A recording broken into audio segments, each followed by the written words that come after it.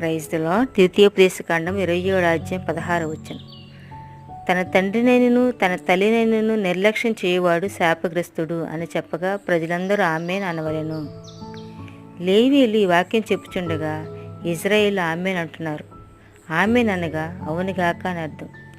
తండ్రినైనను తల్లినైనను వారు ముదిమి కాలమును నిర్లక్ష్యం చేయకూడదు అనే వాక్యము ప్రజలందరికీ తెలియచేస్తున్నారు. మరి మన పిల్లలకు ఈ వాక్యం చెప్పుచున్నామా? పిల్లలకు దేవుడు చెప్పిన వాక్యం తెలియచేయాలి. వారి హృదయాల్లో వాక్యాలు నాటుకోవాలి.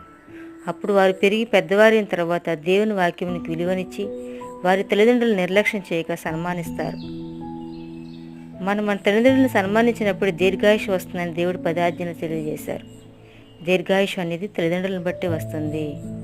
పిల్లలు మీ తల్లిదండ్రులను సన్మానించి దేవుని దగ్గర నుంచి దీర్ఘాయుష్ పొందుకోండి. ఆమేన్.